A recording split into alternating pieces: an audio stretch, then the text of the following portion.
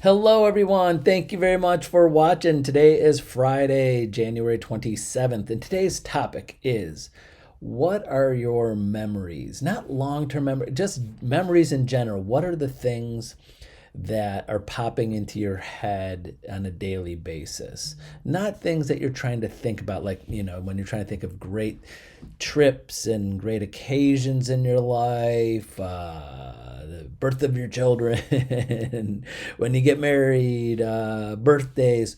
I'm thinking about what kind of even short term memories are you thinking about on a daily basis? Those ones that pop into your head, are they positive or are they negative? Like, if something happens to you today, good or bad, what are you thinking about when you go to sleep? What are you thinking about when you wake up in the morning? And I'm guessing a lot of the times it's something negative. If you could have a great day today and then something negative happens, just something that just really gets, under your skin, and then you go to sleep still thinking about that one thing, you wake up thinking about that one thing, no matter how good the day was, we always seem, or a lot of people, I know I'm that way, thinking about that negative thing. And it's not always bad.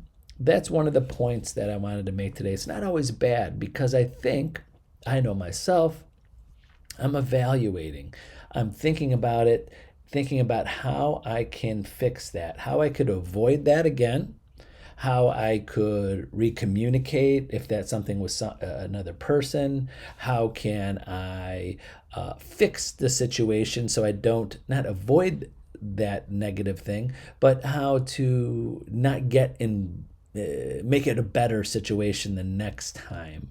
So that happens with communicating with people, that happens with transactions, and how people view you. That happens when you have a testimonial that's on your social media that maybe, or hopefully didn't get to your social media, but got to your inbox about someone that had a bad experience. I mean, as a business, that happens. You can't please everybody. We have thousands and thousands of customers every year, ones that close. There's thousands more that didn't find a house or couldn't find a house. And every once in a while, we get those negative people. And it took me years to, those negative things that happen in my day-to-day life, on how to deal with them, how to not put those on the top memories that I have, and to basically figure out how to get past those negative feelings. Am I an expert at it? Absolutely not. But I'm going to give you some tips that I do myself to try to get away from that cycle of negativity and keeping that in your mind. Is one is gratitude, is being thankful. It's kind of like good over evil. That is like, there's evil out there, but, you watch movies that you always hope that there's more good than evil. So when you have those negative feelings, I know it's hard to erase them, it's hard to forget about them, but start trying to overpower those negative feelings with positive feelings, those negative memories with positive memories. And when you, in business, I know this happens to me, and I'm going to give you some things to think about.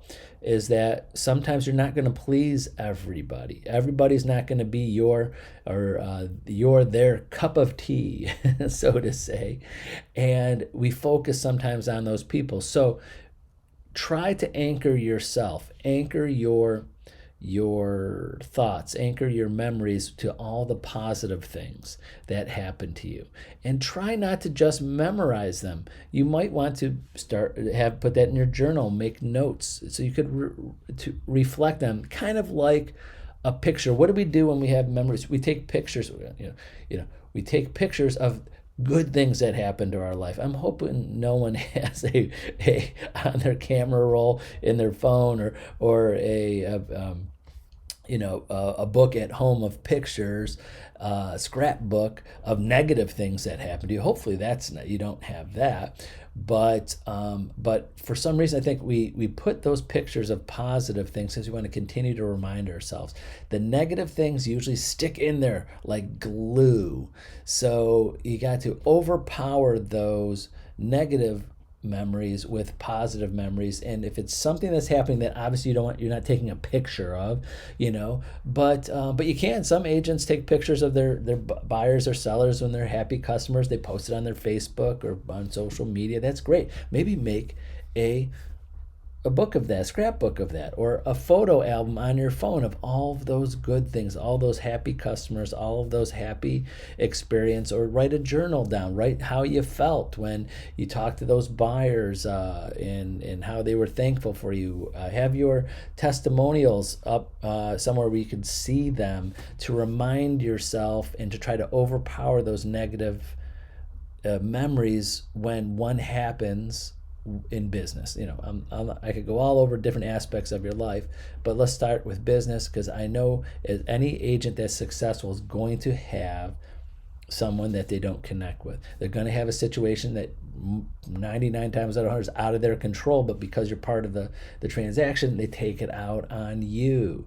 Even worse, sometimes agents get caught up because someone writes on their social media or sends us a negative review on Google or something about the agent, when I know the first thing I do as a broker, I call that agent. One, I'll say this to all of our Century 21 Homestar agents: if it's really a bad agent, I get rid of them right away, because not all agents are good. Most of them are, almost all of them are, but there's always sometimes some bad apples in there. But when I have agents that get a bad review, hopefully any of you watching this that have gotten those, or have gotten a call from the office or an email from a client or someone calling our office over that, the first thing we do, I analyze everything, and I try to do my best to go with the agent and listen, I know you're a great agent. You're not doing anything wrong. You're not upset. Just obviously, if they didn't do anything really wrong, which rarely happens, but is that you just can't keep everybody happy, and they need that support. And I've hopefully given that to every agent that with my office who's been with me for 25 years, or anybody in and out of my office. And you've got to, the whole point of me saying that, you have to do that to yourself. Sometimes you have to do that yourself. No, listen, it's just someone, you got to have that inner monologue. And if you don't have that inner monologue and you're a Century 21 Homestar agent, call me. If you get something that I don't see, or something's happening, call me. I'll remind you of all of those great sales you've had and all the things that you've been doing and why you're part of our office. Because if you weren't good, you would not be part of our office. So, talk to your family, talk to your friends, remind you of how good of a person you are. Because sometimes I get like that myself. Even sometimes agents or people talk to me like, "Oh, Tony, you're so upbeat, you're so great, you're always so calm," because you see these videos every day, you see this, but you don't see my whole day every day. Sometimes I get a little negativity that slides in, and I can't get it out of my head either. So I got to do things for myself to be grateful, to remind myself of all the great things I do every day, to overpower those negative feelings because someone didn't like something I said or did, or reach out to the people around you to say, listen, no, that's not you. That's what that person's perception is. They don't know your whole life. They don't know everything. Just something happened in business, something happened in life, and most of the time it's something happening in their life that they're taking it out on you. I don't know how many times I say that. I say that to agents at least a handful of times every week, to different agents. Like, listen, they're acting like this because something's going on in their life. Rational people don't act like that. And with selling thousands and thousands of homes every year, we're gonna come head to head with irrational buyers, sellers, agents, title people, mortgage people. We get so many people involved in a transaction. It just happens. But I'm going to say this lightly. I enjoy helping you with those. I don't enjoy the situation, but I really get a good feeling when, as in I could help. So an agent calls and needs help, I really do get a good feeling that I know I could help. Not a good feeling that we're there, kind of like, I don't know, bad example, like a doctor. I'm sure most doctors don't want people sick, but when people they have something wrong with them come and they know they could help them and they know they can make them feel better, that's how I feel in a different way, but not as important as a doctor. So don't take that from me. I don't think that what we do as realtors is extremely important to people's lives, their family, their future. But life is a different story. But that's it. I could go off on tangent after tangent about this topic because it's something that comes up every day. Every day when I wake up, all my thoughts. This thought comes up. What are my memories? What am I thinking of? What happened yesterday? Is it positive? Is it negative? And how do I make sure everything that's in my head is as most positive it can be every day? And that's it. Have a wonderful Friday, a great weekend, and we'll see you next week. Bye-bye.